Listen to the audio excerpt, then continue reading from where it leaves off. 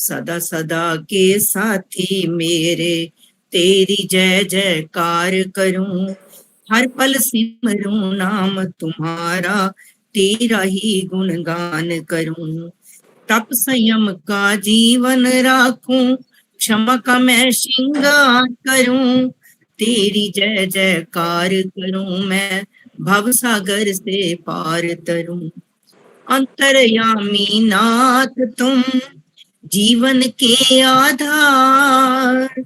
जो तुम छोड़ो बाह तो, कौन लगावे पार।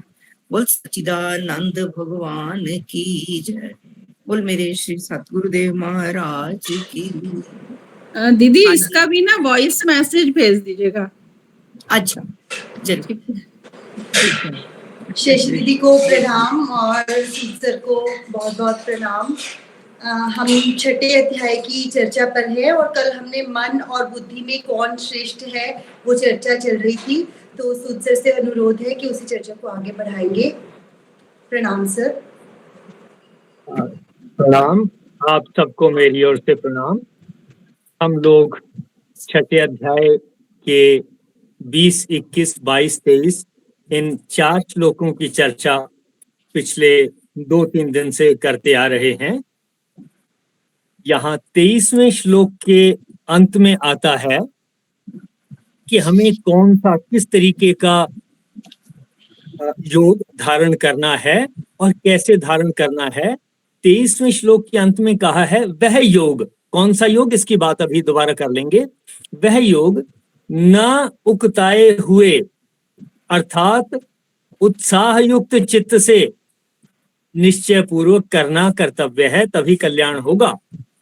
अब कौन से वाले योग की बात हो रही है? भगवत गीता में एक ही योग की बात शुरू से चलती आ रही है दूसरे अध्याय से, और वो है समत्व योग। समत्वम योग उच्यते। ये जहां समत्व योग की बात कही गई है, इससे पहले बताया कि हमने अपने कर्म कैसे करने हैं। कर्मण्येवाधिकारस्ते मा फलेषु कदाचन, यानी कि मैं जो कुछ चाहता हूं उसके लिए, उस रिजल्ट को पाने के लिए मेरा कंट्रोल और मेरा नियंत्रण इनपुट के ऊपर है, प्रोसेसेस के ऊपर है, कर्म के ऊपर है। कर्म के ऊपर मेरा अधिकार है, यानी मेरा कंट्रोल है। मैं कर्म को ही रेगुलेट कर सकता हूं, यानी कि किसी भी काम के लिए, प्रोजेक्ट के लिए इनपुट और जो प्रोसेसेस हैं उनको ही मैं कंट्रोल कर सकता हूं। आउटपुट को अगर मैं चाहूं कि मैं कंट्रोल कर दूं, तब भी मुझे लौट के इनपुट और प्रोसेसेस पर आना पड़ेगा, कर्म पर आना पड़ेगा।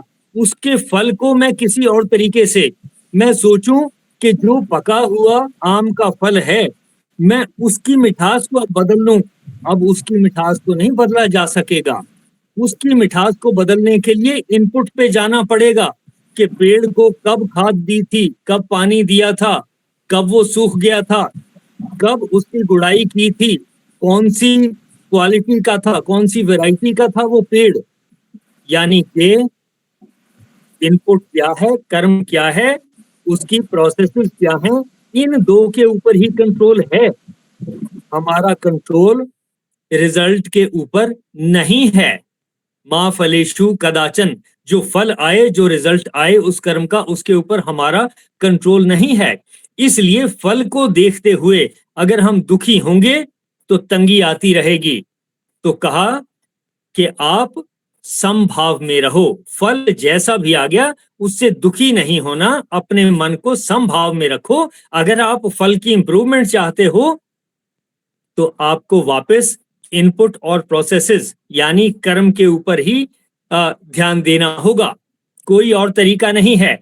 इसको समत्व योग कहा। पूरी गीता में जहां कहीं योग की बात आती है वो समत्व योग की ही बात आ रही है, यही डेफिनेशन है योग की। तो यहां पर भी जो हम डेफिनेशन के हिसाब से चल रहे हैं, तो 23वें श्लोक के अंत में कहा है वह योग, कौन सा योग? समत्व योग। ना उकताए हुए चित्त से, यानी कि मेरा चित्त उकताया हुआ नहीं होना चाहिए। उकताया हुआ ना होने का मतलब खुश होना चाहिए। प्रसन्नचित्त होना चाहिए और अंदर से एक इनिशिएटिव एनर्जी होनी चाहिए कि मुझे ये काम करना है और मुझे रिजल्ट से दुखी नहीं होना। फल मीठा नहीं है कोई बात नहीं, पर मुझे फल के ऊपर नहीं, फल मीठा चाहिए तो मुझे उसकी इनपुट्स और प्रोसेसेस के ऊपर काम करना होगा। न उकताए हुए चित्त से अर्थात तत्पर हुए चित्त से निश्चय पूर्वक करना कर्तव्य है। इसी संदर्भ में 21वें श्लोक में जो कहा, 20वें श्लोक से चलते हैं, 20, 21, 22, 23 इन तीनों श्लोकों की बात करेंगे। 20वें श्लोक में कहा जिस अवस्था में योग के अभ्यास से, कौन से योग के अभ्यास से? समत्व योग के अभ्यास से निरुद्ध हुआ चित्त, निरुद्ध का मतलब जो ज्यादा डामाडोल था, इधर उधर मचलता था, उसको थोड़ा नॉर्मलाइज करना है, मीडियम स्टेज में लाना है, उपराम हो जाता है। यानी समत्व योग का अभ्यास करते हुए जब चित्त शांत हो जाएगा उसको कहते हैं उपराम हो जाना। और जिस अवस्था में परमेश्वर के ध्यान से शुद्ध हुई सूक्ष्म बुद्धि द्वारा परमात्मा को साक्षात करता हुआ, यानी कि परमात्मा को साक्षात करने के लिए शुद्ध बुद्धि की जरूरत है। तर्क पूर्वक हमें सोचना होगा कि ईश्वर हम किसको कह रहे हैं, क्या हमने ईश्वर को पा लिया या कोई कमी रह गई है कि वो शक्ति जिससे ये सारा यूनिवर्स बना है, ऑटोमेटिकली चल रहा है, उसका नाम ईश्वर है। हमारे बाहर भी भीतर भी हम ईश्वर से आच्छादित हैं, ढके हुए हैं, लिपटे हुए हैं हम ईश्वर में। तो फिर जो चारों तरफ दिखाई दे रहा है वो ईश्वर का ही स्वरूप है। तो पहले मैंने अपने मन को निरुद्ध किया, फिर उपराम किया, फिर ईश्वर को समझा। ऐसा होने से ही सच्चिदानंद घन में, यानी जो कुछ है, चाहे दोस्त है चाहे दुश्मन है, उसको परमात्मा का ही अंग या अंश मानते हुए अगर मैं चलूंगा तभी मेरा मन संतुष्ट होगा। ये 20वें श्लोक की बात है। 21वें में कहा इंद्रियों से अतीत, यानी जो आंख नाक कान इनसे जो इनपुट्स आ रही हैं इनमें बैलेंस होकर के इनसे ऊपर निकलना है।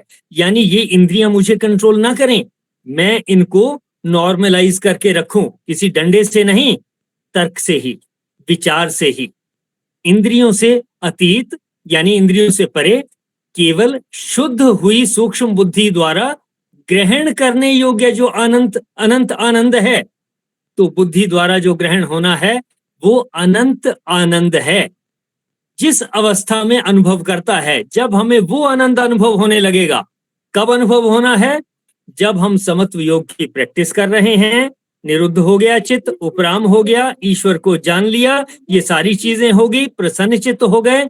जिस अवस्था में अनुभव करता है, जिस अवस्था में स्थित हुआ यह योगी भगवत स्वरूप से नहीं चलायमान होता, यानी फिर जो कुछ दिखाई देता है वो इस बात से डेविएट नहीं हो रहा कि ईश्वर क्या है। और फिर कहा 22वें श्लोक में, परमेश्वर की प्राप्ति रूप जिस लाभ को प्राप्त होकर उससे अधिक दूसरा कुछ भी नहीं है। यानी जब मुझे अपने चारों तरफ ईश्वर नजर आ गया और ये समझ में आ जाए कि इससे ऊपर और बढ़कर कुछ नहीं प्राप्त होना, यही है ईश्वर की प्राप्ति। समझ लेना कि मैं ईश्वर के अंदर बैठा हूं, मैं तालाब के अंदर हूं, मैं पानी के अंदर हूं, मैं हवा के अंदर हूं, मैं वातावरण के अंदर हूं, ये सारा कुछ ईश्वर ही है। मैं बाग के अंदर हूं, मैं फल फूलों के अंदर हूं, मैं बगीचों के अंदर हूं, मैं मैदान के अंदर हूं, ये सारा कुछ ईश्वर का ही स्वरूप है। जब ये समझ में आ गया तब सीधी सी बात है कि इससे ऊपर है ही नहीं कुछ।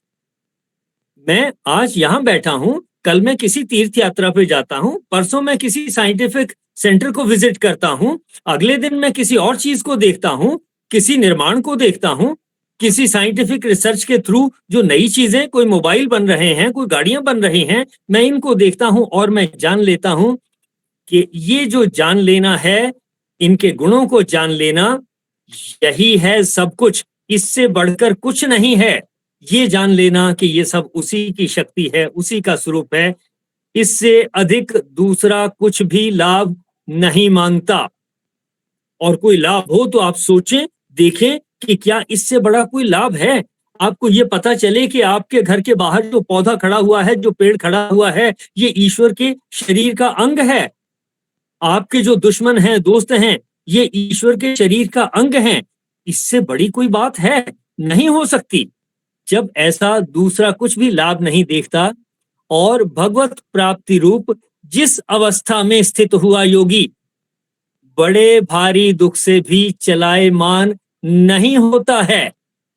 और अंत में कहा, दुख रूप संसार के संयोग से रहित है तथा नाम, जिसका नाम योग है, उसको जानना चाहिए। समत्व योग की मैंने बात कही कि समत्व योग को जानना चाहिए, और योग में जितनी चीजें, 2 चीजें बताई, 2 लेवल बताए, तीसरे में आके रुक जाना है। इसके बाद तीसरी बात ईश्वर को समझ लेने की बात है, और ये कहा कि ईश्वर को जान लेने से बढ़कर कुछ नहीं है, और यही है सबसे बड़ा आनंद। इसी के बीच में हमें अपने मन को शांत रखना है। और फिर कहा, तम, उसको जानना चाहिए, विद्यात जानना चाहिए, वह योग न उकताए हुए चित्त से अर्थात तत्पर हुए चित्त से निश्चय पूर्वक करना कर्तव्य है। ये तो बात हुई अर्थ की। एक बार शशि 22वें श्लोक को पढ़ें और 22 और 23 की चर्चा हम, ये श्लोक जैसे आप पढ़ोगी एक बार फिर करेंगे, हालांकि मैंने 22 और 23 को अभी अर्थ को पढ़ दिया है। यम लब्ध्वा चापरम लाभम मन्यते न अधिकम ततः यस्मिन् स्थितो न दुखेन गुरुणापि विचाल्यते। जिस लाभ को प्राप्त होकर उससे अधिक दूसरा कुछ भी लाभ नहीं मानता और परमात्मा प्राप्ति रूप जिस अवस्था में स्थित योगी बड़े भारी दुख से भी चलायमान नहीं होता, तम विद्याद दुख संयोग वियोगम योग संजितम।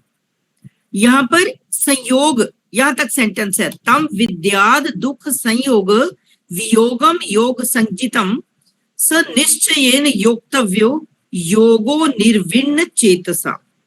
दुख रूप, और जो दुख रूप संसार के संयोग से रहित है और जिसका नाम योग है, उसको जानना चाहिए। वह योग न उकताए हुए अर्थात धैर्य और उत्साह युक्त चित्त से निश्चय पूर्वक करना कर्तव्य है। यानी कि एंड रिजल्ट ये है कि हमने करना क्या है? समत्व योग करना है, योग करना है। कैसे करना है? ना उकताए हुए चित्त से करना है, या इसको बदल के कहें, उत्साह पूर्वक चित्त से योग करना है। कौन सा योग करना है? समत्व योग करना है। क्या है समत्व योग? हमने बातचीत कर ली। अब 22वें श्लोक के शुरू में आए, कहा है परमेश्वर की प्राप्ति रूप जिस लाभ को प्राप्त होकर, कौन सा लाभ बताया? कि हमें जब ईश्वर मिल गया तो पहले तो ये देखें कि क्या हमें ईश्वर मिल गया है। अगर मिल गया है तो उससे बड़ी कोई प्राप्ति नहीं है, नहीं मिला है तो वही हमने पहले प्राप्ति करनी है। उसके बगैर ये योग पूरा नहीं होगा। यानी कि जो 3 बातें, चित्त को निरुद्ध करने की, फिर चित्त को उपराम करने की, फिर ईश्वर को प्राप्त करने की, ईश्वर नजर आ जाए, ये 3 बातें अगर हो गई तो समझें कि इससे ऊपर हमें कुछ नहीं प्राप्त होना है। सब कुछ प्राप्त हो गया तभी हमें अनंत शांति जो भी कुछ है वो प्राप्त होनी है। फिर से देखें कौन सी 3 चीजें प्राप्त होनी हैं। पहला, चित्त को योग से, समत्व योग से निरुद्ध करना है। यानी जो भटकता हुआ चित्त है, जिसकी इच्छाएं अनंत हैं, जो अपने रिसोर्सेज से भी ज्यादा हासिल करने के लिए जिसकी इच्छा है, उसने इच्छाओं को नहीं मारना, पहले कोशिश करे, एफर्ट कर ले, जितना प्राप्त हो जाए अच्छी बात, जो ना हो सके उसके लिए दुखी नहीं होना। तो पहले इतनी भाग दौड़ है जो विचारों की, उसको निरुद्ध करना है, कम करना है, मॉडरेट करना है। फिर समत्व योग से ही इसको और नीचे शांत भाव में लाना। ये तो हुआ एक स्टेप, यानी कि चित्त को शांत करना। कैसे? समत्व योग से। और दूसरा भाग ईश्वर को देख लेना, ईश्वर के साक्षात दर्शन कर लेना, ईश्वर को समझ लेना, जिसकी कोशिश हम करते आए हैं। कुल दो ही बातें हैं कि अगर ये दो बातें हो गई, यानी कि समत्व योग से मन शांत हो गया और ईश्वर के दर्शन हो गए, इससे बढ़कर कोई लाभ नहीं है, इससे बढ़कर कुछ और हमें मिलने वाला नहीं है। हम इससे बढ़कर किसी भी चीज की इच्छा करते रहें, आप सोच लें कि इससे बढ़कर आपको मिल क्या सकता है। चाहे आप पैसे के थ्रू, चाहे आप सोना चांदी के थ्रू, चाहे आप किसी को कंट्रोल करने के थ्रू, या आपके पास ह्यूमन रिसोर्सेज ज्यादा हो जाए, या आपकी फैक्ट्री लग जाए, या कुछ भी हो जाए, एंड रिजल्ट में क्या प्राप्त होना है जो सबसे बढ़कर है? मन शांत है। और कैसे? योग से, समत्व योग से मन शांत होना चाहिए। दूसरा, ईश्वर के साक्षात दर्शन हो जाएं।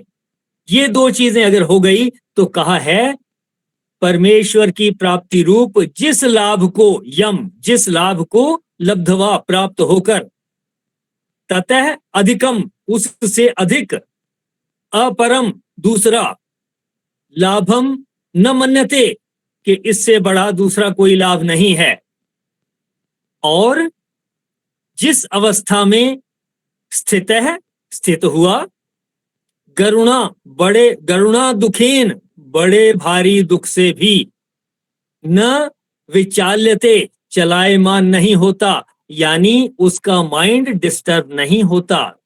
जब दो चीजें हो गई, योग में आ गए, ईश्वर समझ में आ गया, उसके दर्शन हो गए, और फिर बड़ा भारी दुख भी आ जाए, उससे माइंड डिस्टर्ब नहीं होता। इतनी बात। और फिर 23वें श्लोक में कहा कि दुख रूप संसार के संयोग से रहित है। दुख रूप संसार के संयोग से रहित है। क्या है? जिसका नाम योग है। यानी योग जो है वो दुख रूप संसार के संयोग से रहित है। हमें योग को हासिल करना है, उसको तम विद्यात, उसको जानना चाहिए। और उसको फिर कहा वह योग न उकताए हुए चित्त से, यानी कि प्रसन्न चित्त से निश्चय पूर्वक करना कर्तव्य है। अब देखें जरा इन दोनों श्लोकों में या चारों श्लोकों में किसी का कोई प्रश्न हो, कोई शंका हो तो डिस्कस करते हैं।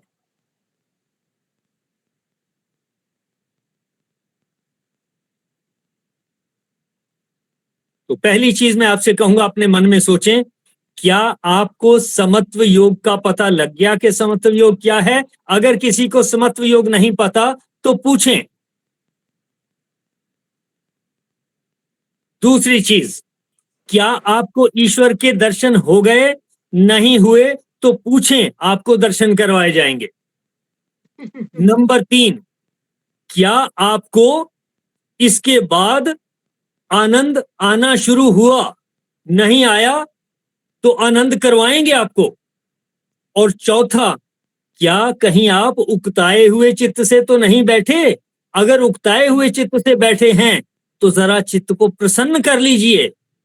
इतनी बातें होती हैं तो समझिए बेड़ा पार है। देखें जरा इनमें से आप कौन से बिंदु पे चर्चा करना चाहेंगे, डिस्कस करना चाहेंगे? आप पहले ईश्वर के दर्शन दोबारा करवा देना, थोड़ी बत्रा सर पूछ ले उसके बाद। सर चारों का एक बार इकट्ठा, सारे चारों श्लोक इकट्ठे एक बार समरी कर दे। वैसे समझ आ गया पर ज्यादा अच्छा लगेगा कि वर्ड्स ना बोले। सर मुझे तो समत्व योग भी नहीं समझ आया। ऑल राइट, देखिए बत्रा सर कुछ कहना चाह रहे थे। बत्रा सर हाँ जी। मैं भी रिपीट ही करना चाह रहा था कि आपने बताया कि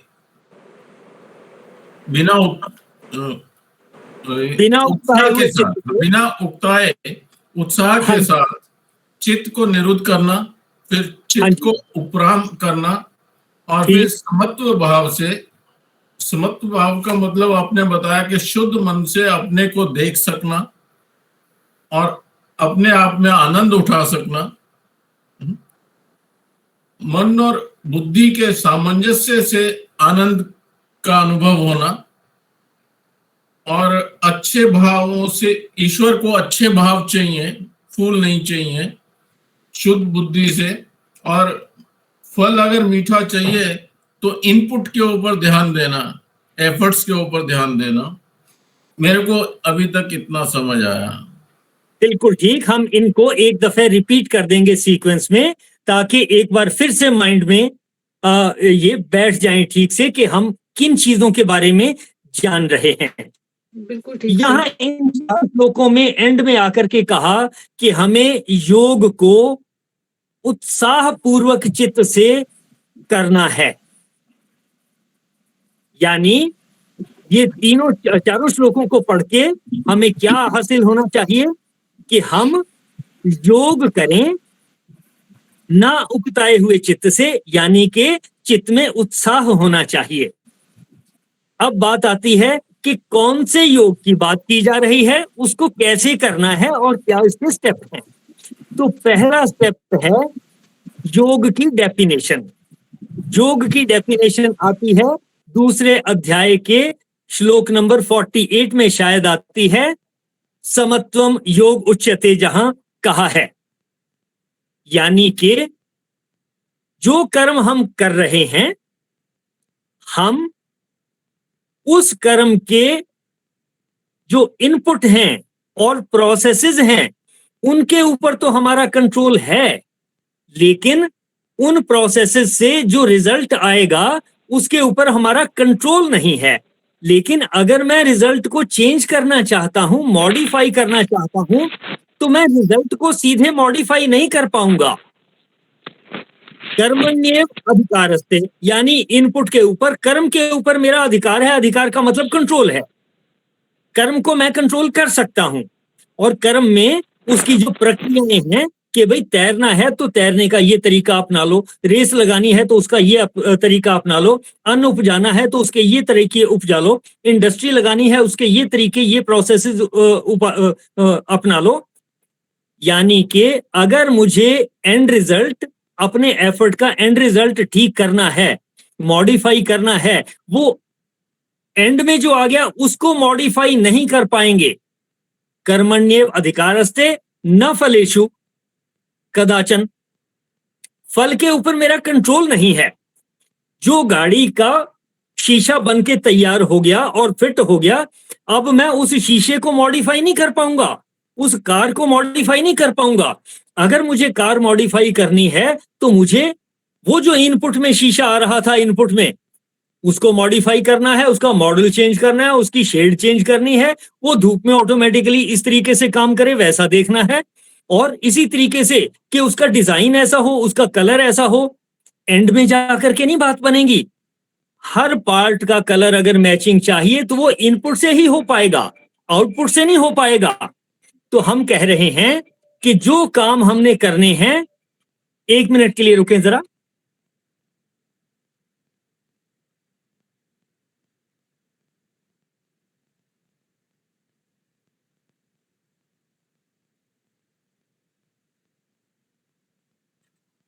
तो हम समत्व योग को समझने के लिए कह रहे हैं कि समत्व योग किस चीज के बारे में है? कर्मों के फल के बारे में है। उसके बारे में कहा गया कि कर्मों के इनपुट और प्रोसेसेस के ऊपर हमारा कंट्रोल है। अगर हम आउटपुट में कोई चेंजेस चाहते हैं तब हमें इनपुट को ही चेंज करना पड़ेगा और इनपुट की जो प्रोसेसेस हैं उन्हीं को चेंज करना पड़ेगा। आउटपुट को सीधे हम नहीं चेंज कर पाएंगे। कर्मण्येव अधिकारस्ते न फलेषु मा फलेषु कदाचन, फल के ऊपर हमारा कंट्रोल नहीं है। और फिर दूसरी बात थी कि ये जो फल आया, ये मीठा है या कड़वा है या खट्टा है, मेरी पसंद का है या नहीं है, इससे दुखी नहीं होना, ये है समत्व योग। कर्मों का जो फल आया अगर मेरे पसंद का नहीं है तो उससे दुखी नहीं होना, ये है योग। इसी को समत्व योग कहा है, इसी को योग कहा है। देखें योग की डेफिनेशन में अगर किसी का कोई प्रश्न कि योग क्या है,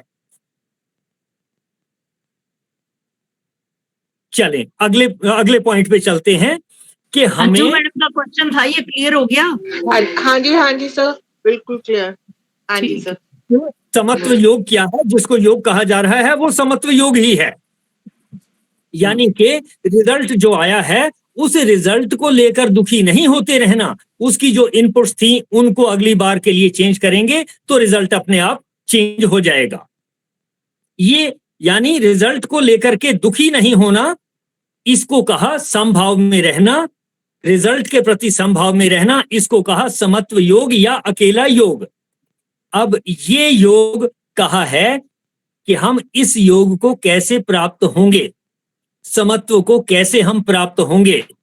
सबसे पहले अगर हमें समत्व का नहीं पता है तो हमारा मन भटकता है कि मुझे ये भी चाहिए वो भी चाहिए, रिजल्ट के प्रति भी हम दुखी होते हैं, यानी कि हमारा मन स्ट्रेस एंड स्ट्रेन में रहता है। इससे बाहर आना है हमें, तो इससे बाहर आने के लिए पहली स्टेज बताई कि समत्व की प्रैक्टिस शुरू करो। समत्व की डेफिनेशन को पहले जान लो, इसकी प्रैक्टिस को शुरू करो तो जो ज्यादा हलचल थी माइंड में वो थोड़ी सी हलचल कम हो जाएगी। इसको कहा चित्त का निरुद्ध होना, यानी कि चित्त को शांत करने की एक स्टेज है कि उसको थोड़ा सा नरम करो। चित्त निरुद्ध हो गया और फिर समत्व की प्रैक्टिस को जारी रखो, ये और नॉर्मलाइज हो जाएगा और शांत हो जाएगा। इसको कहा उपराम हो गया। देखें जरा, चित्त के निरुद्ध और उपराम होने के पॉइंट्स में किसी का कोई प्रश्न कि इसका मीनिंग क्या है? सर बिल्कुल क्लियर हो गया जी। ओके, अब अगले पॉइंट पे चलते हैं। जब हमारा चित्त निरुद्ध होकर के उपराम अवस्था में आ गया, तब अगली चीज है हमें ईश्वर का साक्षात्कार करना है। ईश्वर हमारी समझ में आना चाहिए। ईशावास्यम इदम सर्वम, ये पहली चीज थी। हाँ जी, 1 मिनट के लिए रुकें जी जरा।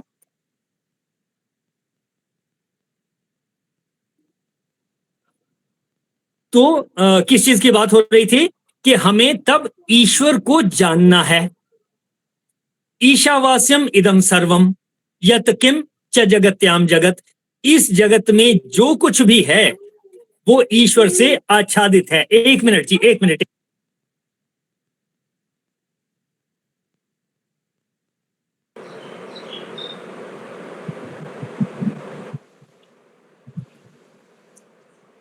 इसमें पहला तो बताया भाई साहब ने समत्व योग, बैलेंस में हम जो भी उसका रिजल्ट है उसमें हम बैलेंस रहें। उसके बाद कहा इस योग के अभ्यास से अपने चित्त को डावाडोल होने से बचाएं, स्टेबल करें। मैं रिपीट कर रही थी उस बात को। ठीक, बिल्कुल ठीक। भाई मेरे पास तो वो छोटा बच्चा आ गया, वो कहता है पॉटी आई है, वो उसका बड़ा भाई उसको ले गया बिठाने के लिए, वो नहीं मानता, उसको भरोसा मेरे ऊपर है, अब मैं क्या करूं?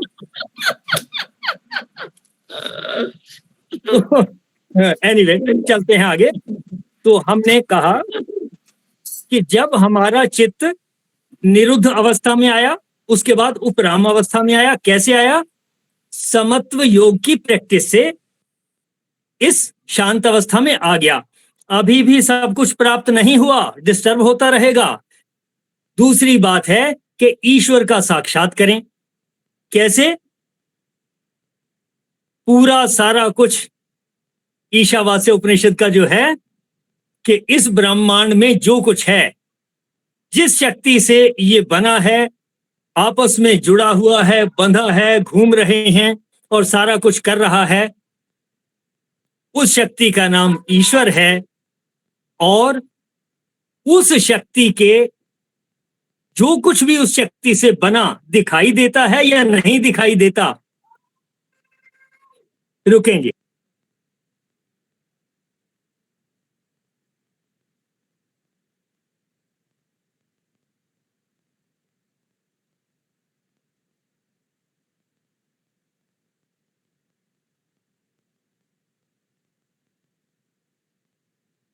हाँ जी शशि जी बोलो, आप भी बोलो फिर दोबारा।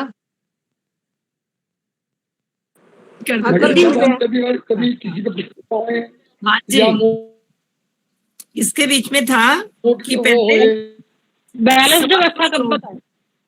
दीदी ये ना समत्व योग और उपराम अवस्था, हाँ। दोनों को थोड़ा सा क्लियर करो। हाँ, समत्व योग में ये है कि जो हम काम करते हैं उसके फल में बैलेंस रहे, अच्छा है या बुरा है उसमें हम दुखी ना हो, इट मीन्स हम समत्व में हो गए। हमारा तो काम करने में अधिकार है, उससे जो फल मिलना है उस पर हमारा नहीं है कोई कंट्रोल। तो उसमें सिर्फ यही है हम उसमें बैलेंस रहें, ये तो है समत्व योग। कि किसी तरह का भी हो जाए, अच्छा हो बुरा हो, हमारे अकॉर्डिंग हो या ना हो, अगर हम उसमें दुखी नहीं होते इट मीन्स हम समत्व योग में आ गए। कि कोई बात नहीं, दोबारा अपने कर्मों को हम कुछ उसमें चेंज कर लेते हैं कि इसको ठीक करने के लिए, पर हम उससे परेशान ना हो। फिर कहा है कि अगर हमारे अंदर समत्व योग आ गया, हम योग में रहना सीख गए, अपनी सारी सोसाइटी में जहां भी है किसी ने कोई वर्ड कह दिया हम दुखी नहीं हुए, इट मीन्स हम योग में हैं। अगर किसी के कहने से हम दुखी हो गए इसका मतलब हमारे अंदर योग अभी आया नहीं। तो जब योग में आ गए तो उससे जो हमारे मन में उठने वाली तरंगे हैं, उन तरंगों से हमने अपने आप को स्टेबल कर लिया, निरुद्ध भी हमारा जो चित्त निरुद्ध हुआ है, इट मीन्स उससे हमने अपने चित्त को जो है वो जो डामाडोल हो रहा था बार बार, पता नहीं कितने टाइप के हमारे विचार आते हैं, उनको उससे हमने अपने चित्त को स्टेबल किया। ये निरुद्ध का मतलब है। फिर निरुद्ध कहा के बाद और शांत किया, वो उपराम है। हाँ, शांत किया, फिर वो उपराम है। हाँ जी आप बोलिए, मैं तो जितनी देर आप थे नहीं उतनी देर ये बोलने लगी हूँ। ठीक है, तो जब ये हम चित्त को उपराम की स्टेट से ले आए, समत्व योग की प्रैक्टिस से उपराम की स्टेट में, स्टेबल स्टेट में, शांत चित्त की अवस्था में ले आए। अभी भी काम पूरा नहीं हुआ, बार बार डिस्टर्ब होता रहेगा। इसके साथ दूसरी चीज है ईश्वर के दर्शन हो जाना। कि ईश्वर के दर्शन कैसे हों, ये हमने डे 1 से शुरू किया है। ऑलमोस्ट हर रोज हम इस बात को डिस्कस करते हैं कि ईश्वर कहाँ है, क्या है, उसके दर्शन कैसे हों। एक ही लाइन में जवाब है, ईशावास्यम इदम सर्वम। यहाँ सब कुछ जो कुछ है वह ईश्वर से आच्छादित है, ईश्वर से ढका हुआ है।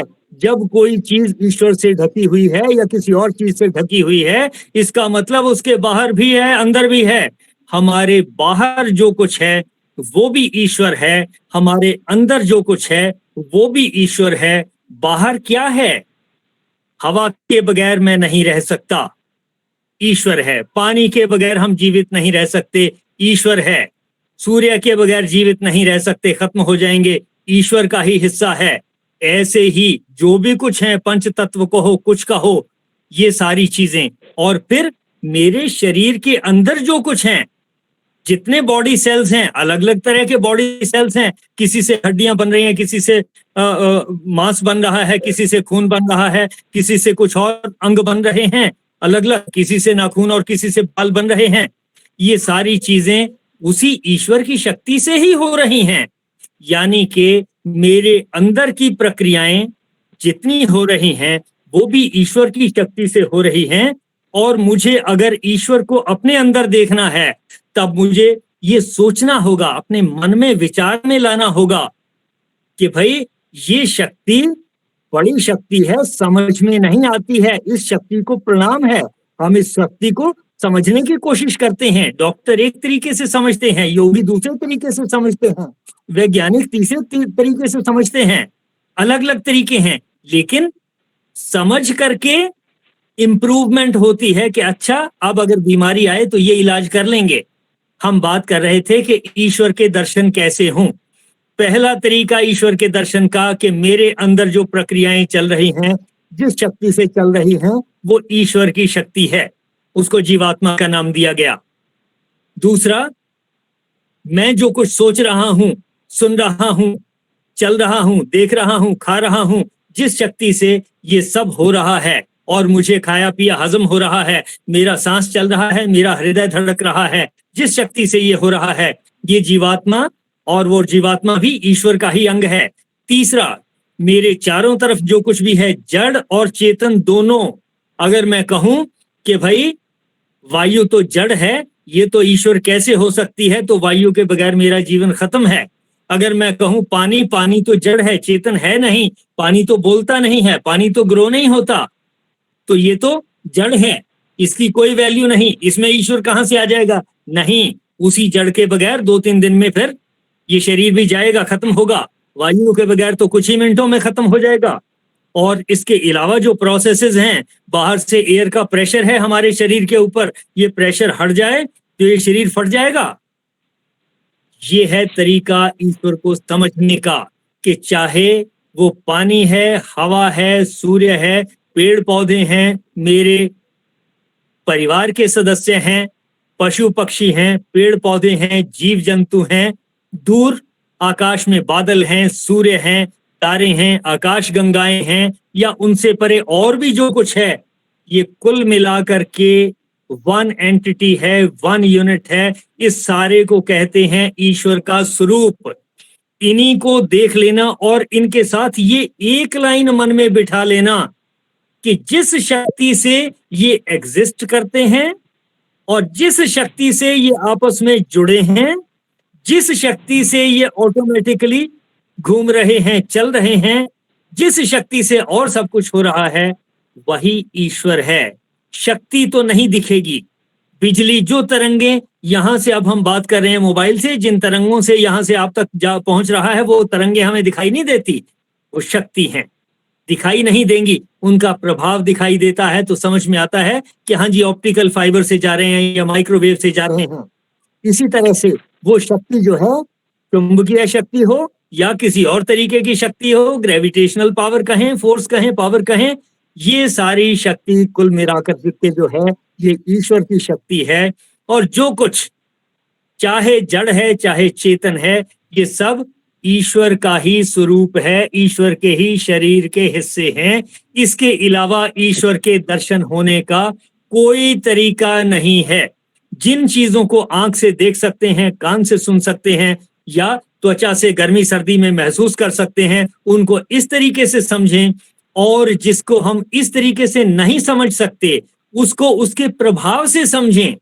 उसका प्रभाव क्या? कि सारी चीजें जुड़ी हैं, ऑटोमेटिकली चल रही हैं, शरीर पैदा होता है, बढ़ता है, ऑटोमेटिकली चलता है। ये जो कुछ है शक्ति है, इसके दर्शन हैं तो ईश्वर के दर्शन हैं। ईश्वर के दर्शन का फायदा क्या?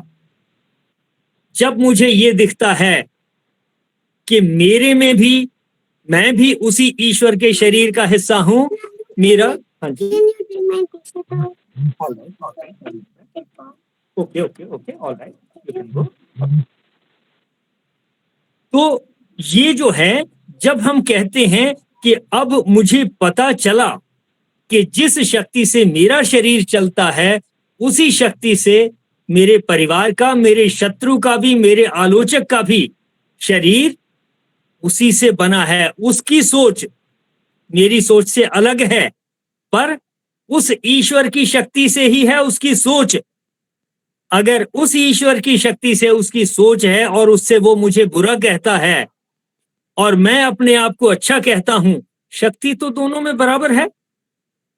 मुझे क्या अधिकार कि मैं ईश्वर की ही वो शक्ति जो शत्रु में है उसको तो घटिया कह दूं, जो मेरे अपने में है उसको बढ़िया कह दूं? मेरा शत्रु भी ऐसे ही कह सकता है। हमें इन दोनों चीजों को समझना है, तब समभाव में हम अच्छे से स्थित हो पाएंगे।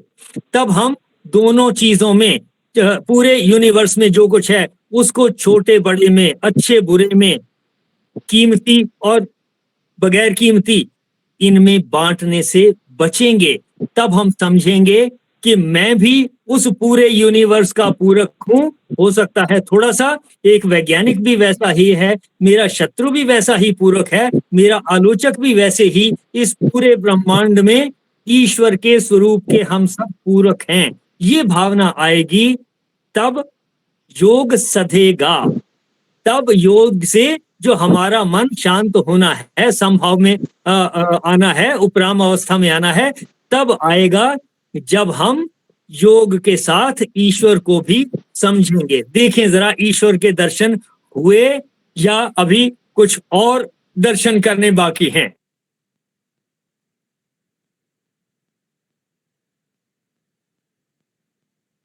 हाँ जी, किसी का कोई प्रश्न?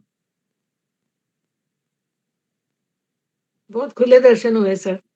तो जब ये दर्शन हो गए, तब ये दोनों काम, ये दर्शन भी ना उकताए हुए चित्त से और मन को जो स्टेबल करना है वो भी ना उकताए, यानी योग की जो प्रैक्टिस है, समत्व योग की जो प्रैक्टिस है, ना उकताए हुए चित्त से, यानी कि मेरे अंदर जोश होना चाहिए, एंथुजियाज्म होने की जरूरत है, मुझे तत्पर होने की जरूरत है। अगर मेरे अंदर से तत्परता खत्म हो गई, मर गई, तो प्रगति की तरफ जाना मुश्किल है, तब प्रसन्न रहना मुश्किल हो जाएगा। तो प्रसन्न रहने के लिए चित्त को निरुद्ध करना, उपराम करना, ईश्वर के दर्शन करना और तत्पर रहना, इतनी बातें जरूरी हैं। देखें जरा, हमारे साथ RS राणा जी भी हैं जो जय गुरुदेव ग्रुप में जुड़े हुए हैं, जो मेरे साथ वो उनके मैसेज पढ़ते होंगे और सर का काफी अच्छा नॉलेज है। अगर सर कुछ ऐड करना चाहें तो प्लीज कर सकते हैं। राणा सर, अगर आप कुछ कहना चाहें। जी, एक मिनट सर। हाँ जी, हाँ जी सर। नमस्कार जी। नमस्ते सर। ये इन 4 श्लोकों में जो बात हो रही है वो इस बात पे हो रही है कि ध्यान योग कैसे लगे। ध्यान योग के द्वारा मनुष्य को वो प्राप्त होगा जो उसे किसी और तरीके से प्राप्त ही नहीं हो सकता। और वो प्राप्त क्या होगा? वो प्राप्त होगा आत्म तत्व।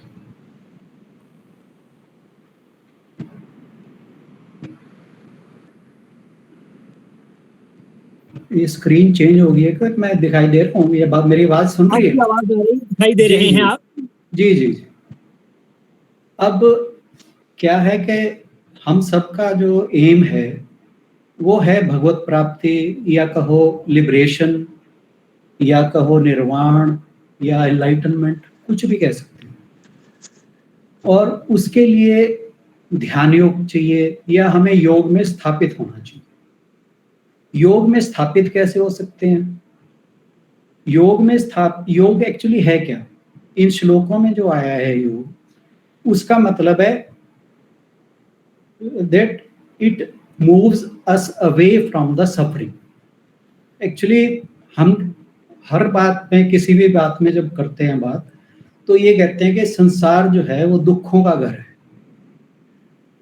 और इस संसार में दुख के अलावा कुछ है ही नहीं। तो दुख दूर कैसे हो? दुख दूर होने का एक ही तरीका है, वो है परमानंद। वो परमानंद कब प्राप्त होगा? जब हम योग में स्थित हो जाएंगे। योग में स्थित कैसे होंगे? अब भगवत गीता में 3 मार्ग बताए गए हैं योग में स्थित होने के। एक है भक्ति मार्ग, एक है ज्ञान मार्ग, और एक है कर्म मार्ग। कर्म योग, ज्ञान योग, भक्ति योग, ये 3 योग ऐसे हैं जिससे हम भगवत प्राप्ति की तरफ चल सकते हैं। और हम सब स्पिरिचुअल सीकर हैं, और हमारा एक ही एम है कि किसी भी तरह हम उस परमानंद को प्राप्त कर सकें। मैं ठीक कह रहा हूं ना जी? ठीक ठीक ठीक ठीक जी। मतलब मुझे कुछ रिस्पॉन्स नहीं लगा, तो ऐसे लगा कि फिर कुछ मैं गलत बोलते जा रहा हूँ। एनीहाउ, अब कर्म योग में क्या होता है? वैसे तो आप बहुत कुछ पहले बता चुके हैं, हालांकि मैं बहुत लेट जुड़ा हूँ। कर्म योग में मतलब जब हम मेटीरियल वर्ल्ड की बात करते हैं, तो कर्म योग में हमारा कर्ता भाव रहता है। वर्ल्डली जब हम भगवान से परे हैं या स्पिरिचुअली नहीं है, हम मेटीरियल वर्ल्ड में रहते हैं और हमारा स्पिरिचुअलिज्म से कोई जुड़ाव नहीं है, तो whatever we do we think we are doing it. वो क्या है कि भी हमारे अंदर कर्ता भाव आ जाता है। अब कर्म योग क्या है कि कर्ता भाव से अलग होना। कर्ता भाव कब अलग होंगे? कि जब हम निष्काम कर्म करेंगे, जब हम कर्मों से हमारा जुड़ाव नहीं रहेगा, तब हमारा कर्ता भाव जाता रहेगा।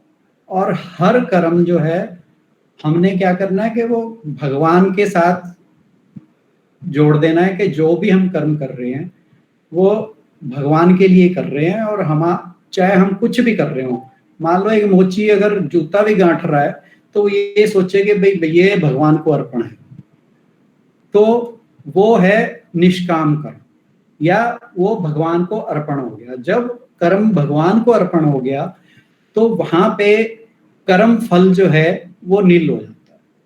जहां कर्म फल नील हुआ वहां क्या हो गया, हमारा जो मन है वो शुद्ध हो गया, हार्ट गेट्स प्योर। जहां हार्ट प्योर हुआ हमारा ध्यान लगना शुरू हो जाएगा। ध्यान मतलब कर्म योग से हम ध्यान योग की तरफ आ रहे हैं। और जब हम ऐसे ही ज्ञान योग में कैसे ध्यान योग की तरफ जा सकते हैं? अब ज्ञान का मतलब है कि हमने जो है अविद्या ने ढका हुआ है, अगर हम स्पिरिचुअली इंक्लाइंड नहीं है। अविद्या क्या कि भाई हमारा जो बॉडी ही को ही हम सब कुछ समझ रहे हैं, बॉडी माइंड कॉम्प्लेक्स के साथ ही हमारा जुड़ाव है। हम कुछ नहीं समझते कि कोई और एग्जिस्टेंस है। What we think is that we, अब मैं कहूँ आर.एस. राणा मैं कौन हूँ, मैं सोचता हूँ ये बॉडी जो है दिस इज आर.एस. राणा, ठीक है, जबकि आर.एस. राणा इस बॉडी का सिर्फ नाम है। जो एक्चुअल तत्व है, जो एक्चुअल एलिमेंट है, वो अगर मुझे समझ आ गया तो ये ज्ञान होगा। ज्ञान योग तभी होगा जब मुझे ये समझ आए कि मैं ये मन बुद्धि अहंकार शरीर से अलग हूँ, मैं इससे परे हूँ, और ये जो सब कुछ हो रहा है ये इसका मैं एक साक्षी हूँ, विटनेस। और जब ये भाव आ जाएगा तब मुझे ज्ञान की प्राप्ति हो। ये ज्ञान की प्राप्ति है, मतलब किसको किस लेवल तक होती है गॉड नोस, वो उसके एफर्ट्स पे डिपेंड करता है, वो सारा कुछ अलग रहता है। अब ज्ञान योग जहां ये चीज हो गया, चित्त जो है वो शुद्ध हो जाएगा। चित्त शुद्ध हो गया फिर ध्यान लग जाएगा। ध्यान जहां लगना शुरू हुआ आप एक अलग स्टेट में चले जाते हैं। जब उस स्टेट में चले जाते हैं तब आपका बॉडी माइंड कॉम्प्लेक्स से डिस्टेंस हो जाते हैं, सफरिंग से अलग हो जाते हैं, समत्व भाव अपने आ जाता है। हर चीज में बैलेंस माइंड रहता है कि भाई अगर कोई दुख है तब भी कोई बहुत ज्यादा आदमी परेशान नहीं होता, कोई बहुत सुख आ गया ऐसा नहीं है कि कोई किसी को फर्क ही नहीं पड़ता। ऐसा योगियों के साथ जो बहुत पहुंचे हुए सिद्धि योगी हैं उनके साथ भी ऐसा नहीं है कि दुख आएगा उन्हें कुछ फर्क ही नहीं पड़ेगा, या सुख आएगा कुछ फर्क नहीं पड़ेगा। पर योगी का मन कैसा होता है कि जैसे पानी में एक लकीर खींच दी, इतनी देर के लिए उसे दुख का एहसास होगा और इतनी ही देर के लिए उसे सुख का एहसास होगा। उसके अलावा अब आप जानते हैं कि पानी में लकीर कितनी देर टिकेगी, इतनी देर उसके लिए दुख है, इतनी देर उसके लिए सुख है। और जब ये स्थिति आ जाती है तो ध्यान अपने आप लगता है। ध्यान अपने आप लगता है तो भगवान के दर्शन तो फिर वो एक सेकेंडरी चीज रह जाती है। वो फिर जो भाव है ना कि अहम ब्रह्मास्मि, तो वो तो फिर तो वो आ जाता है। और जहां ये भाव आया फिर तो आपको भगवान को देखने की जरूरत नहीं, भगवान आपको देखने हैं। आई थिंक मैंने आपको बोर नहीं किया। Thank you. Beautiful sir. बहुत अच्छा, बहुत बहुत शुक्रिया। किसी भी बात को समझने के अलग अलग तरीके हैं, आपने बहुत तरीके से हमें समझाया, बहुत अच्छा लगा। Very nice of you, thank you very much. Thank you बहुत अच्छी। Thank you Rana ji. और हमारा सौभाग्य है कि हमें सारे एक्सपीरियंस लोगों ने, जिन्होंने मेरे ख्याल से परमात्मा के दर्शन किए हुए हैं, ऐसे लोगों के साथ बैठ के चर्चा सुनने का मौका मिल रहा है। भगवान के दर्शन तो पता नहीं किए, पर आपको सबको देख के लगता है कि भगवान यहीं कहीं कोई ज्यादा दूर नहीं है। बिल्कुल। कुछ भगवान नजर आ रहे हैं, कुछ छुपे हुए पर्दे के पीछे। नहीं, कुछ की मजबूरी भी होती है जी पीछे रहना। अभी भी एक बात कहूँ, हाँ जी। वही बात है कि बहुत ही पीछे हूँ, नहीं समझ, मतलब समझ नहीं, बुद्धि को समझ आ गया कि भगवान कौन है और क्या है। जो मन है ना, ये मैं अपनी कमी बता रही हूँ, जो मन है ना वो अभी भी जैसे एक शायद बचपन से एक फिगर को देखा है भगवान हमने, क्योंकि हम लोग मतलब भगवान की मूर्ति हम लोगों के यहाँ शुरू से मतलब मंदिर जाना या भगवान को एक फिगर के रूप में देखा है। साकार अभी रूप। भी मन वहीं पे मतलब जैसे कहते हैं ना भक्ति भाव, वो वहां से ही आता है। जब जैसे महाभारत में भगवान कृष्ण को देखा तो भगवान कृष्ण का अगर कृष्ण कहें तो मुझे वो फिगर याद आ जाती है। अभी भी मुझे ये क्यों नहीं ध्यान आता कि पानी में भी भगवान कृष्ण हैं या हवा में भी हैं। ये मेरे मतलब अभी मैं उस लेवल पे नहीं बिल्कुल नहीं पहुंची हूँ। अभी जो बुद्धि को आगे समझ आ गया। आगे जो श्लोक आ रहे हैं ना बहन जी, हाँ वो इसी बारे में ही आ रहे हैं। वो कृष्ण जी से अर्जुन पूछते हैं कि मन तो बहुत चंचल है, ये कहीं ठहरता क्यों नहीं है? तो कृष्ण जी उसका जवाब ये देते हैं कि अभ्यास से सब कुछ होगा। अभ्यास और वैराग्य से। तो आप अभ्यास करते रहेंगे ना, ये चीजें समझ आने लगेंगे। आप लाइन पे चल पड़े हैं, मतलब बुद्धि को समझ आ गया हाँ, कि हाँ मतलब ये जो स्पिरिचुअल जीवन है ही नहीं, ये भगवान है। लेकिन वैसे अगर स्पिरिचुअल जर्नी जो है ना जी, तो वही फिगर सामने आती है, वो नहीं समझ आ रही अभी। एक्चुअली क्या है कि हम सब जो हैं स्पिरिचुअल सीकर हैं, we are on a path of spiritual journey. तो उस जर्नी पे सारे के सारे एक लाइन में नहीं है या एक साथ नहीं है, कोई आगे है कोई पीछे है, और ये भी नहीं है कि वो बहुत ज्यादा डिफरेंस है। क्योंकि ये देखो कृष्ण जी ने कहा है कि जो इस मार्ग पे चलता है ना वो बिरला है, लाखों करोड़ों में से कुछ ही लोग हैं जो इस मार्ग पे चलते हैं। आप उस श्रेणी में तो पहले ही पहुंच चुके हो, ठीक है ना। जब आपके मन में ये सोच आ गई है तो आप उस लाइन पे तो पहले ही हो। अब ये कि हरेक का लेवल जो है या हरेक का जो पड़ाव है वो अलग अलग है। अच्छा, फिर मैंने जैसे बताया था कुछ भक्ति योग से समझते हैं, जो आप जो साकार भगवान की बात कर रहे हैं वो भक्ति योग है। जो भक्त लोग हैं ना, जो भक्ति मार्ग से चलते हैं, उन्हें कुछ चीज चाहिए देखने के लिए, उनका मन तभी टिकता है जब कुछ सामने है। तो इसमें कोई अलग चीज नहीं है कि भी आप ऐसा क्यों नहीं सोच पा रहे। वो बिल्कुल वे श्लोक बोला है वो है यत तामपि सिद्धानाम मनुष्यानाम सहस्रेषु कश्चित् यतति सिद्धये यत तामपि सिद्धानाम कश्चिन् माम वेत्ति तत्वतः। कि जो सिद्ध है उनमें से भी कोई विरला है जो मुझे प्राप्त करता है। बिल्कुल बिल्कुल जी, मतलब हम विरलों की श्रेणी में पहले ही आ चुके हैं, आप ये मान के तो चलो। दिल को खुश रखने को गाली अब कृष्ण जी श्लोक में ये भी कहते हैं उन विरलों की भी स्टेजेस हैं, उन विरलों में से कुछ और विरले हैं, उनमें से कुछ और विरले हैं, उनमें से कुछ और विरले हैं। अब ये है कि उन विरलों में जो आगे है ना वो प्रोग्रेस करते चलना है उनमें। बाकी ये ना सोचें आप कि भाई मैं उस तरह से भगवान को क्यों नहीं देख पा रही हूँ, उससे कोई फर्क नहीं पड़ता। मतलब मैंने अभी जो बात कही थी कि भक्ति मार्ग जो है उसमें हमें साकार भगवान जो है, जिनको साकार भगवान दिखता है, वो भक्ति योग से ही आगे बढ़ते हैं। और ऐसा कुछ नहीं है कि उन्हें भगवत प्राप्ति नहीं होगी। अब जो कर्म योगी है और ज्ञान योगी, उनमें क्या फर्क है? कर्म योगी जो है वो तो सिर्फ अपना कर्म कर रहा है। अब जैसे कबीर जी थे, कबीर जी सारा दिन दरिया बुनते थे, कपड़ा बुनते थे, ठीक है, उन्हें उसी में भगवान के दर्शन हो गए,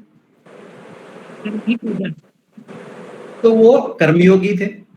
ज्ञान योगी कोई अपना महात्मा है, जाके गुफा में बैठा है और अपना ध्यान लगा के बैठा है, वो अपने तरीके से भगवान के दर्शन कर रहा है।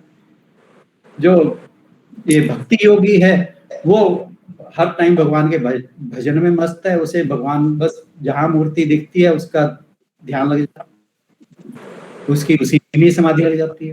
तो इस तरह से चिंता करने की कोई जरूरत नहीं है। मैं जैसे कहा ना, हम एक बिरलों की श्रेणी में तो आ ही चुके, तो आप बिल्कुल भी ये ना सोचें कि आपको ये नहीं हो रहा है या ये ऐसा इसके साथ क्यों हो रहा है। सबके साथ जो हो रहा है वो बहुत बढ़िया हो रहा है, और सब जब इस लाइन पे चल पड़े हैं ना तो वो उस स्टेज पे पहुंचेंगे ही, चाहे आज पहुंचे, कल पहुंचे, इस जन्म में पहुंचे, अगले में पहुंचे। वैसे तो हमारे शास्त्रों में ये कहा है कि हर प्राणी उसने उसका अल्टीमेट गोल जो है वो एनलाइटनमेंट ही है। किसी ने एक जन्म में प्राप्त करनी है, किसी ने इसी जन्म में प्राप्त करनी है, किसी ने सैकड़ों जन्म लेने हैं, पर प्राप्त तो हर एक को होनी है। मच्छर को भी प्राप्त होनी है एनलाइटनमेंट। जब वो योगी की श्रेणी में पहुंचेगा, जब वो धीरे धीरे धीरे करके सारी उनको योनियों को भोग के जब मनुष्य श्रेणी में आएगा और उससे फिर भगवत उसका प्राप्ति का उसके अंदर वो लक्षण जागेंगे, उसके बाद प्राप्ति उसे भी होगी। तो हमें बिल्कुल भी निरुत्साहित नहीं होना, किसी से कंपेयर भी नहीं करना कि उसके साथ ऐसा क्यों हो रहा है, मेरे साथ ऐसा क्यों नहीं हो रहा। No need, you just have to keep on moving. बस आप अपनी श्रद्धा बनाए रखें, अपने रास्ते पे चलते रहें, इस रास्ते को नहीं छोड़ना। बस जब तक आपने ये रास्ता पकड़ रखा है ना, भगवान आपके साथ है, कहीं दूर नहीं है, आपको दिखाई नहीं दे रहा, हार्डली मैटर्स।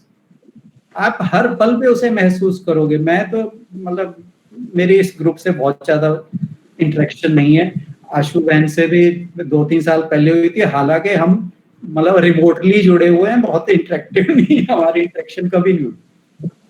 तो बात वही है कि मेरे साथ तो पता नहीं क्या क्या होता रहा है, और मुझे कभी भी ऐसा लगता ही नहीं कि मैं भगवान से दूर।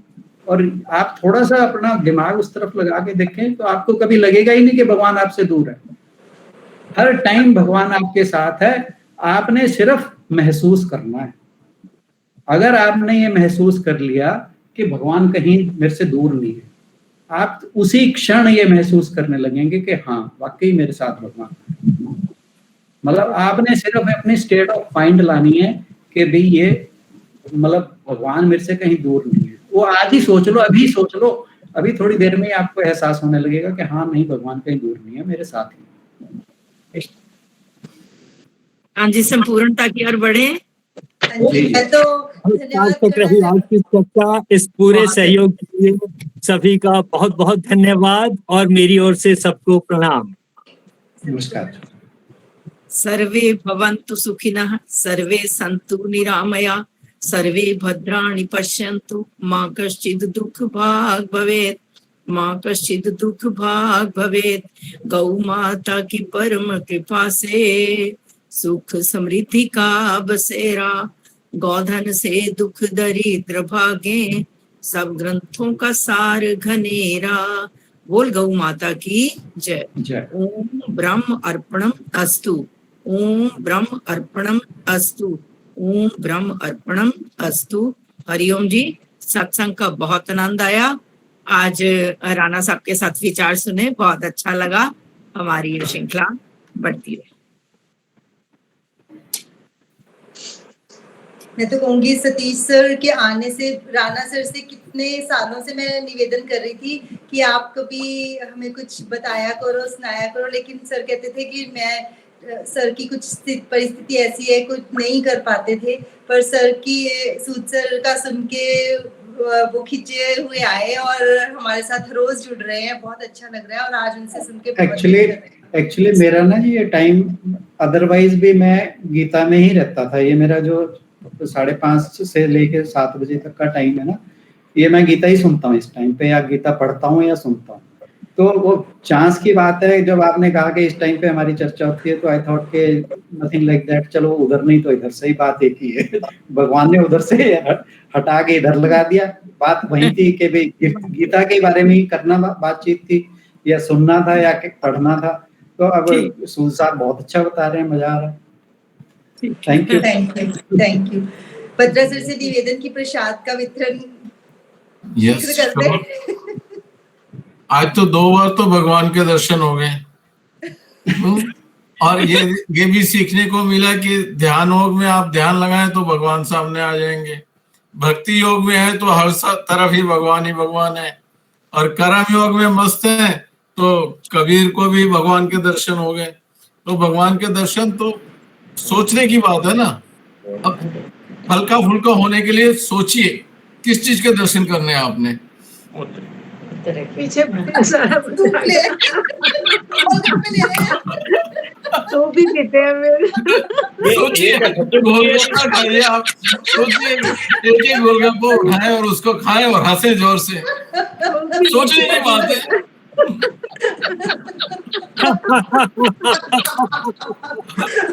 भैया मुझे बड़े वाला देना।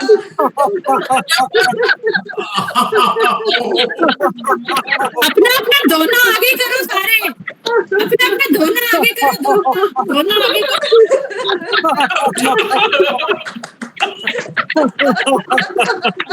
पहले मुझे क्या पहले लीजिए, आप लीजिए, पुदीने वाला पानी भी लीजिए। लाइन में लगा, लाइन में।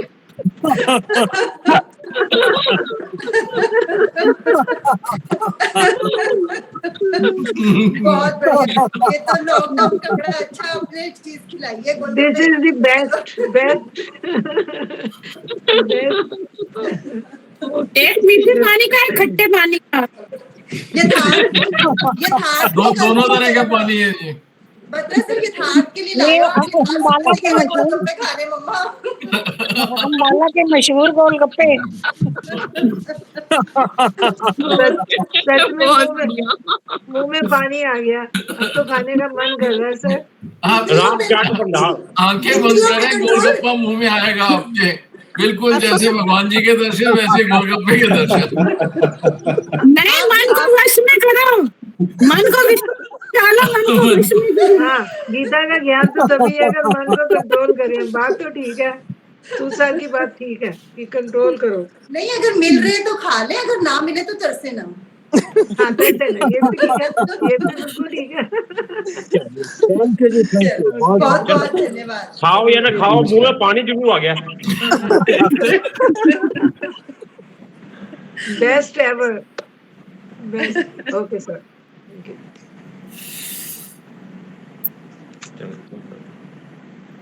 Good evening ma'am. हाँ जी, गुड इवनिंग बेटे। बस 5 मिनट वेट करो, आज थोड़ा सा लेट हो गया, अब स्टार्ट कर रहे हैं। Okay ma'am. 2 मिनट में। Good evening ma'am. तो एक बात बताओ, good evening ma'am. Very good evening, हाँ जी, तकलीफ हो रही है, आंखों में बहुत पानी आ रहा है बेटा, नाक में और आंखों में। कुछ है ऐसा घर में कोई करने वाली चीज? डॉक्टर सुनीता जी चले गए?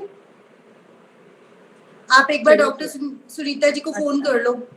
अच्छा, एंटी एलर्जिक ले लो, या फिर ओपीडी में आ जाना। तो खा ली मैंने। ओपीडी में आ जाना थोड़ी देर में ना, आधे घंटे तक आ जाना ओपीडी में, मैं नंबर भेज देती हूँ।